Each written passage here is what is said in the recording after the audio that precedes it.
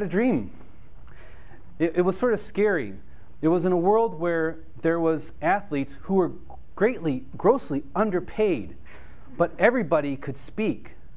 And there was this professional speakers league called SPIEL, Speakers Professional Intellectual Endeavor League. And corporations paid for people to compete. It was incredible. But that's not the vision I have for our club, but that would be really nice. So I have a 2010 vision. Well, not the actual 2020, I have more like 2020 vision. But for 2010, we have our President Distinguished Club, and we have 10 bullet points that we want to accomplish. Well, last year, Bette did such a fantastic job, we got 10 out of 10. So, well, we can't do any better than 10 out of 10. We can only be mediocre and just do the same. So, based on the success we had last year, I think, we did work on this, but it wasn't bullet point. We weren't addressing this every second of every meeting. So for this year, I want this in the back of our mind. We'll address that later. But in the forefront of our vision for 2010 is the health of our club. The health is in its members. So, as the phrase goes, united we stand, and we are strong as our weakest link. So the club is only as strong as we are. One of the problems we had with our club, which is called churn. So that's the churning over of the members. Now I see two reasons for churn. One is simply change in work. People have different job priorities, they move, and we survived the riffitis of Verizon, amazingly. And we still grew and got the points on the Distinguished President's Club that, get 4 new members and get 4 more new members. So that's 8 new members, yet we were losing hundreds of people out of this building. The second reason for churn is interest in support of the team or the lack thereof.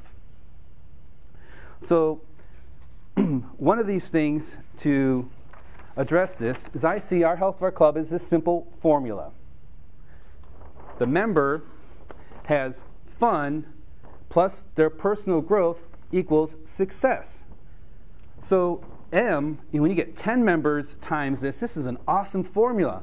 And just personally, for one, this is a great formula. Another key to the health of our club is in the mentors. Over the last year and a half, I have to admit, I've never had a mentor. I've been bad about that, but I've seen many people who, with the help of their mentor, have put on fantastic speeches that, if you think about it, had they done the original speech untested, it would have been bumbling and things like that. But after 2 or 3 refinement, it was a fantastic speech. So I think mentors are a key to our growth and key to retaining our members. And I think that I have a slight advantage because I've been with the Cub Scouts for many years. And first I was a den leader. So I had to get the attention of a handful of kids. Then later they made me Cub Master because I did so good with the little ones. Then I had to address the kids and the adults. So I feel comfortable speaking in front, but I think a mentor would have helped a few of my speeches to be a lot better. Another problem, a situation with our club is called comfort. Comfort is great because some things may change slowly, and you're comfortable. So people come here because they're comfortable speaking with us or evaluating us. But when you get comfortable, that could be bad. Because when you're comfortable, there is no looking forward, no looking back. You're just, I'm comfortable where I am. And that's okay. But at Toastmasters, the club provides a framework for us. Not a polity, but a good framework for us. It's not, in school we get graded, in contests you get graded by points, but those points are quickly discarded and they mean nothing to you. But it's just technical grading. But Toastmasters isn't even pass or fail because it's you going forward with what you've learned. Like a tree. Now, a tree is always reaching down with its roots. trying to gain hold on it. But also equivalently on the other side, above the ground, the tree is growing. It's reaching to the heavens. It's wanting more. So just as big as I've learned, the umbrella of the tree is probably as big as its root system. So it's important that you gain root in what you've learned, but also to continue to reach to the heavens, reach for more. And this Toastmasters Club, I think one of our problems with the club and getting members is the perception of the club name. You look up Toastmaster, presides at a dinner and introduces a speaker, or provides a toast. Toastmistress has nothing to do with any type of extramarital relationships going on. That's just the feminine version of Toastmaster. And I was at the bank the other day, and I told the guy I was at a Toastmasters club. He goes, well, what's that? Is that a drinking club? No, it's a public speaking club. It helps with you speak and helps develop leadership skills. So I think there's an intimidation with the name Toastmasters based on we go to weddings and things like that, and someone stands up and makes a toast. Hopefully they're sober enough to make a decent toast. So it's that perception of our club and Toastmasters in general that we as Toastmasters, we've learned that that's not true. So we need to promote our club and encourage other people to come, because you are part of the fun. And you have fun here, so you would think that other people would want to have just as much fun. Now, some time ago, there was a civil rights leader called Martin Luther King Jr., and he gave over 2,500 speeches.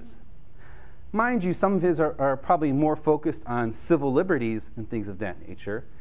And in Toastmasters, we provide a framework to try different subjects and different aspects of presenting. But if he was a Toastmaster, he probably would have been a president.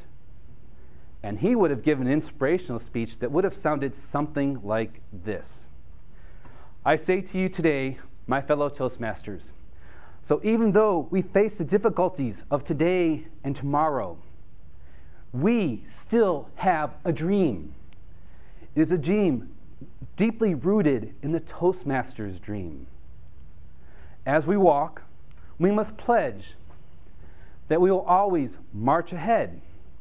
We cannot turn back, because there are those outside of us asking, when will you be satisfied? We can never be satisfied as long as we are the victim of unspeakable grammatical brutality. We can never be satisfied as long as our tongues, heavy with the fatigue of speaking, cannot gain lodging in the minds of the audience. We cannot be satisfied as long as our basic speeches are only 5 to 7 minutes. We can never be satisfied as long as our functionaries are stripped of their livelihood.